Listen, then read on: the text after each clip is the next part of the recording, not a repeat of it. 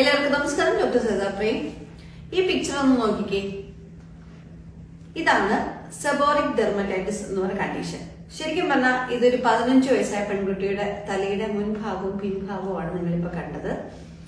ഈ കുട്ടി എന്റെ അടുത്ത് വരുമ്പോൾ ഹൈലി ഡിപ്രസ്ഡ് ആയിരുന്നു. കടുത്ത ഒരു ടെൻഷനും കാര്യങ്ങളും ഒക്കെ ആയിട്ട്. കാരണം പുറത്തിറങ്ങാൻ പറ്റത്തില്ല, തല ചീവാൻ പറ്റത്തില്ല, തലമുടി ഒന്ന് തുറന്നു നോക്കാനോ ഒന്നും പറ്റത്തില്ല. അത്രയ്ക്ക് സ്മെല്ലും ഒരുപാട് കുട്ടിയൊരിക്കുന്ന ഒരു രീതിയിലായിരുന്നു ഈ ഒരു കണ്ടീഷൻ ഉണ്ടായിരുന്നത്. ശരിക്കും പറഞ്ഞാൽ ഒരുപാട് അലഞ്ഞു ഈ കുട്ടി. ട്രീറ്റ്മെന്റ് എടുത്ത് ഏകദേശം ട്രിവാൻഡ്രത്ത് ഒരുപാട് ഹോസ്പിറ്റലിൽ ഈ കുട്ടി പോയിരുന്നു. ട്രീറ്റ്മെന്റ് എടുത്ത് പലരും പല പല തരത്തിലുള്ള മെഡിസിൻസ് കൊടുത്തു. ഒരു ട്രയൽ ആൻഡ് എറർ ബേസിസിൽ പരീക്ഷിച്ചു. അങ്ങനെ ഹെവി ഡോസ് മെഡിസിൻസ് ഒക്കെ എടുത്ത് ഈ കുട്ടി കടുത്ത ശാരീരിക ബുദ്ധിമുട്ടുകളിലായിരുന്നു. ആന്റി ഹിസ്റ്റമിൻ പോലത്തെ ഡ്രഗ്സ് ഒക്കെ ഒരു 3 നേരം കഴിച്ച് പകൽ മുഴുവൻ ഉറക്കവും രാത്രിയിൽ കടുത്ത കഷ്ടവുമായിരുന്നു ഈ കുഞ്ഞ് അനുഭവിച്ചുകൊണ്ടിരുന്നത്. ബെഡിൽ ഫുള്ള് ബ്ലഡ് ആയിട്ടും അങ്ങനെയൊക്കെ ആ രീതിയിൽ പൊട്ടി ഒഴുകുമായിരുന്നു ഈ വ്രണങ്ങൾ. അത്രയും സമ്മർദ്ദത്തിൽ പൊക്കോണ്ടിരിക്കുന്ന ഒരു 15 വയസ്സുള്ള മാനസികാവസ്ഥ നിങ്ങൾക്കൊന്ന് ആലോചിക്കാവുന്നതല്ലേ.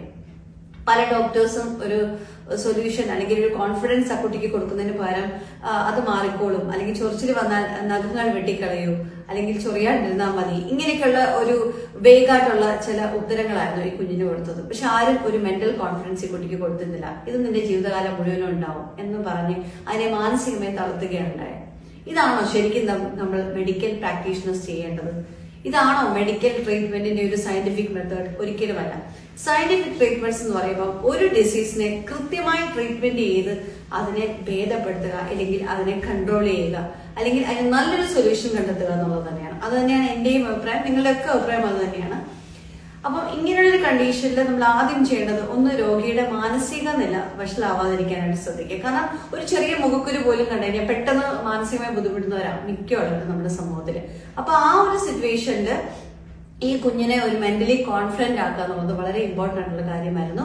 ഇതെന്താണ് ഈ സെബോറിക് ഡെർമറ്റൈറ്റിസ് എന്ന് പറഞ്ഞ രോഗമാണിത്, അല്ലെങ്കിൽ ഇത് എന്ത് തരത്തിലാണ് വരുന്നത്, എന്ത് കാരണം കൊണ്ടാണ്, നമുക്ക് എങ്ങനെ ട്രീറ്റ്മെന്റ് ചെയ്യാൻ പറ്റും എന്നൊരു ചെറിയ ഐഡിയ ആ കുഞ്ഞിന് കൊടുത്തിരുന്നെങ്കിൽ, അല്ലെങ്കിൽ ഒരു കോൺഫിഡൻസ് ഈ കുട്ടിക്ക് റിക്കവർ ആകും, അല്ലെങ്കിൽ അത് നല്ല രീതിയിൽ നമുക്ക് ഈ സിംറ്റംസിനെ നമുക്ക് കൺട്രോൾ ചെയ്ത് ബുദ്ധിമുട്ടാവാത്ത രീതിയിൽ കൊണ്ടുപോകാൻ പറ്റും എന്ന് പറഞ്ഞിരുന്നെങ്കിൽ ആ കുട്ടി കുറെ കൂടി ഒന്ന് മെന്റലി റിലാക്സ്ഡ് ആയിരുന്നു.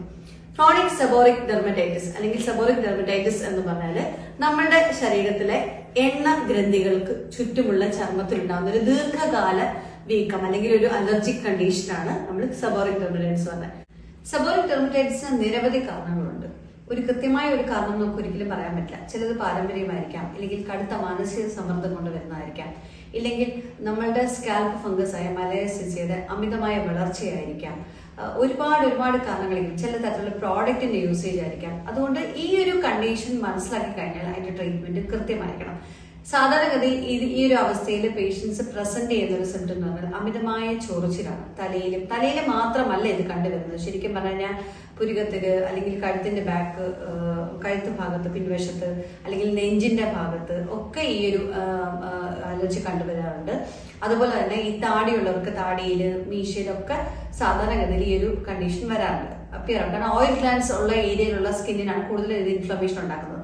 അപ്പൊ ഇങ്ങനെയുള്ള സിറ്റുവേഷൻസ് ഇവര് കോമൺ ആയിട്ട് പറഞ്ഞ കാര്യം അമിതമായ ചൊറിച്ചില്, അല്ലെങ്കിൽ തലേന്ന് താരം നല്ല രീതിയിൽ ഇളകി വരുന്ന പോലത്തെ ഒരു ഫീലിംഗ്, ഇല്ലെങ്കിൽ തല ചൊറിഞ്ഞ് തല പൊട്ടുന്ന ഒരു അവസ്ഥ, അതായത് സ്കാൽപ്പ് സ്കിന്ന് മൊത്തം പൊട്ടി നീറ്റല്, ഇങ്ങനെയൊക്കെ ഒരുപാട് കാര്യങ്ങൾ പേഷ്യൻസ് ലക്ഷണങ്ങളായിട്ട് പറയാറുണ്ട്. അപ്പൊ ഇതിൽ നമ്മൾ വളരെ ശാസ്ത്രീയമായിട്ട് ട്രീറ്റ്മെന്റ് ചെയ്ത് കൊടുക്കുകയാണെങ്കിലും, നമ്മൾ അതുപോലെ തന്നെ പേഷ്യന്റ് നല്ലൊരു കോൺഫിഡൻസ് കൊടുത്ത് കൃത്യമായ ഡയറ്റ് ഫോളോ ചെയ്യുകയാണെങ്കിൽ ഈ ഒരു ഡിസീസിനെ നല്ല രീതിയിൽ കൺട്രോൾ ചെയ്യാൻ പറ്റും. പിന്നെ അണ്ടർലൈങ് ആയിട്ട് ബ്ലഡിൽ എന്തെങ്കിലും അലർജി വാല്യൂസ് ഹൈ ആണെന്നുണ്ടെങ്കിൽ അതിനെ കുറയ്ക്കാനായിട്ടുള്ള മെഡിസിൻ കൊടുക്കുക എന്നുള്ളതാണ് ഏറ്റവും ഇമ്പോർട്ടന്റ് ആയിട്ടുള്ള കാര്യം. അത് കുറയ്ക്കുന്നതോടൊപ്പം ഇവരുടെ ലൈഫ് സ്റ്റൈൽ മോഡിഫിക്കേഷൻ നമ്മൾ പറഞ്ഞിട്ടുണ്ട്. കാരണം പൊതുവെ ഈ ഒരു സ്കീമിൽ പോകുന്ന ആളുകളൊക്കെ നോക്കിക്കഴിഞ്ഞാൽ നൈറ്റ് ഹെഡ് ബാത്ത് ചെയ്തിട്ട് ആ നനഞ്ഞ തലയോട് കിടന്ന് ഉറങ്ങുന്ന ഒരു ശീലമുണ്ട്. അത് കഴിവതും ഒഴിവാക്കാനായിട്ട് ശ്രമിക്കുക. പിന്നെ അതേപോലെ നിങ്ങൾ എന്തെങ്കിലും തരത്തിലുള്ള ഫുഡിനോട് അലർജിക്ക് ആണെന്നുണ്ടെങ്കിൽ, പ്രത്യേകിച്ചും സീ ഫുഡിൽ ഒരുപാട് പ്രാവശ്യം പറഞ്ഞിട്ടുള്ള കാര്യമാണ്, ഇപ്പൊ കൊഞ്ച്, കണവ, ചിപ്പി, അതായത് ഷെൽ ഫിഷസ് എല്ലാം പൊതുവെ അലർജി ട്രിഗറൻസ് ആണ്. പിന്നെ അതേപോലെ തന്നെ പീനട്ട്, ബീഫ്, ചിക്കൻ. അപ്പൊ ഇങ്ങനെയൊക്കെയുള്ള ഫുഡിനോട് നിങ്ങൾ അലർജിക്ക് ആണ് എന്നുണ്ടെങ്കിൽ നിങ്ങൾ തീർച്ചയായിട്ടും അവരെ അവോയ്ഡ് ചെയ്യണം. അതേപോലെ തന്നെ വെജിറ്റബിൾസ്, വയലറ്റ് കളർ ബ്രിഞ്ചാള്, ഇതൊക്കെ പൊതുവെ മിക്കുള്ള അലർജിക്ക് ആയിരിക്കും. അപ്പൊ ഇങ്ങനെയുള്ള ഫുഡ് സ്റ്റെപ്സ് നിങ്ങൾ ഒഴിവാക്കേണ്ടത് തന്നെയാണ്. അപ്പൊ ഈ രീതിയിൽ നിങ്ങളുടെ ലൈഫ് സ്റ്റൈൽ ഒന്ന് കൃത്യമാക്കി, അതായത് കൃത്യസമയത്ത് ഭക്ഷണം കഴിക്കുക, കറക്റ്റായിട്ട് ഒരു 10:30-ക്കെങ്കിലും ഉറങ്ങുന്ന ഒരു ശീലം ഉണ്ടാക്കിയെടുക്കുകയാണെങ്കിൽ ഏകദേശം ഈ ഡിസീസ് നിങ്ങളുടെ കൺട്രോളിൽ നിർത്താൻ പറ്റും. ഒരു അലർജിയും അല്ലെങ്കിൽ മിക്ക സ്കിൻ ഡിസീസും നമ്മൾ കൺട്രോൾ ചെയ്യുന്ന നമ്മൾ അതിനെ എങ്ങനെയാണോ നമ്മുടെ സ്കിന്നെ കെയർ ചെയ്യുന്നത്, നമ്മുടെ ലൈഫ് സ്റ്റൈൽ എങ്ങനെയാണോ അതനുസരിച്ചിരിക്കും അതിന്റെ റെക്കറൻസ് ഉണ്ടാവുന്നത്. അപ്പൊ അതുകൊണ്ട് അത് കൺട്രോൾ ചെയ്യാൻ വേണ്ടിയിട്ട് പ്രോപ്പർ ട്രീറ്റ്മെന്റ് എടുക്കാം. ആയുർവേദത്തിലെ ഏറ്റവും നല്ല ട്രീറ്റ്മെന്റ് നമുക്ക് എല്ലാ തരത്തിലുള്ള സ്കിൻ കണ്ടീഷൻസിനും ഉണ്ട്. അത് വളരെ കൃത്യമായിട്ട് പ്രോപ്പർ ഡയറ്റിൽ ഫോളോ ചെയ്യുകയാണെങ്കിൽ നിങ്ങൾക്ക് ബെസ്റ്റ് റിസൾട്ട് തന്നെ കിട്ടും. ഈ കുട്ടിയുടെ പിക്ചർ ഞാൻ ആദ്യം കാണിച്ചത് ഫസ്റ്റ് ബിഫോർ പിക്ചർ 5 days കഴിഞ്ഞിട്ടുള്ള പിക്ചറുമായിരുന്നു. കംപ്ലീറ്റ് ആയിട്ട് ഹീലായി, ആളിപ്പോൾ മെന്റലി ഭയങ്കര സ്റ്റേബിൾ ആണ്, ഭയങ്കര കോൺഫിഡന്റ് ആണ്. ആ ഡിപ്രസ് സ്റ്റേജ് ഒക്കെ മാറി, അതെല്ലാവരോടും സംസാരിക്കാൻ തുടങ്ങി. മറ്റുള്ളവർക്കൂടെ കോൺഫിഡൻസ് ബിൽഡ് ചെയ്ത് കൊടുക്കുന്ന ഒരു ലെവലിലേക്ക് ആ കുട്ടി ഇപ്പം മാറിക്കഴിഞ്ഞു. അപ്പം ഇങ്ങനെയുള്ള ചികിത്സാ രീതികളെ പറ്റിയിട്ട് നിങ്ങൾ എല്ലാവരിലേക്കുമായി ഷെയർ ചെയ്യുക. ഏതൊരു കണ്ടീഷൻ വന്നാലും നമുക്ക് proper solution according to the reason, അതായത് നമ്മൾ ആ കാരണം കണ്ടുപിടിക്കുകയാണെങ്കിൽ കൃത്യമായി തന്നെ നമുക്കതിനെ ട്രീറ്റ്മെന്റ് ചെയ്ത് മാറ്റിയെടുക്കാനും പറ്റും. എല്ലാവരിലേക്കുമായി ഷെയർ ചെയ്യുക. ഞാനിവിടെ അലർജി ആയിട്ടാണ് ഞാൻ വന്നത്. പക്ഷെ ഒരുപാട് ഹോസ്പിറ്റലിൽ പോയി ഒരുപാട് ഡോക്ടേഴ്സിനെ കണ്ടുപിടിച്ചു. എന്താണ് ഈ രോഗം എന്ന് പോലും കണ്ടുപിടിച്ചിട്ടില്ല ഡോക്ടേഴ്സ്. പക്ഷെ ഇവിടെ സരിത ഡോക്ടറിൻ്റെ അടുത്തും രാധാകൃഷ്ണൻ ഡോക്ടറിൻ്റെ അടുത്തും വന്നപ്പോഴാണ് ശരിക്കും എന്താണ് സംഭവം എന്ന് എനിക്ക് മനസ്സിലായത്. എന്താ പറയുക, ഒരുപാട് കെയർ ആയിരുന്നു. ഞാൻ ഒട്ടും ഓക്കെ അല്ലായിരുന്നു, മെൻ്റലി ഒട്ടും ഓക്കെ അല്ലായിരുന്നു. അപ്പം അവരൊരുപാട് കോൺഫിഡൻസ് തന്നു, അവരൊരുപാട് കെയർ ചെയ്തു. എന്നെ മാത്രമല്ല, ഇവിടെയുള്ള എല്ലാ പേഷ്യൻസിനും അവരൊരുപോലെ തന്നെയാണ് കാണുന്നത്. രാവിലെയും വൈകിട്ടും റൗണ്ട്സിനും വരും. നമ്മളത് കൂടാതെ അവർ കംഫർട്ട് ചെയ്യാനായിട്ട് അവർ വിളിക്കും. ഒരുപാട് സന്തോഷം നമുക്ക് തരും. പിന്നെ ഒരു ഹോംലി ഫീലാണ്. ഇവിടെ ഒരു ട്രീറ്റ്മെൻറ്റ് വന്നു, എനിക്കൊരു ഹോസ്പിറ്റലാണെന്നൊരു ഫീലും ഇല്ല.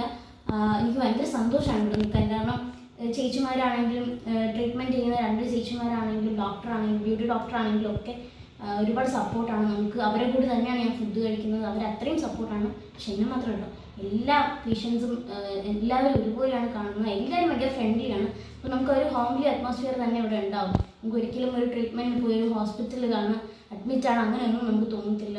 നമുക്ക് ഭയങ്കര നമുക്ക് എന്താ പറയുക സന്തോഷവും നമ്മുടെ പ്രശ്നങ്ങളൊക്കെ നമ്മൾ മറന്ന് ഇവരെ കൂടി അങ്ങ് നമ്മൾ നിൽക്കും. ഒരുപാട് സന്തോഷമുണ്ട് ഡോക്ടർ സരിത മാമിനോടും രാധാകൃഷ്ണൻ മാം ഡോക്ടറിനോടും. കാരണം എന്താ പറയുക, ഒരുപാട് ഡോക്ടേഴ്സിനകത്ത് പോയിട്ടും കിട്ടാത്തൊരു ട്രീറ്റ്മെൻറ്റാണ് എനിക്ക് ഇവിടെ കിട്ടിയത്. ഒരുപാട് സന്തോഷമുണ്ട്. എൻ്റെ രോഗം പെട്ടെന്ന് മാറ്റി തന്നതിലും ഇത്ര മാറുമെന്നും ഒരു പ്രതീക്ഷിച്ചില്ല. Thank you so much.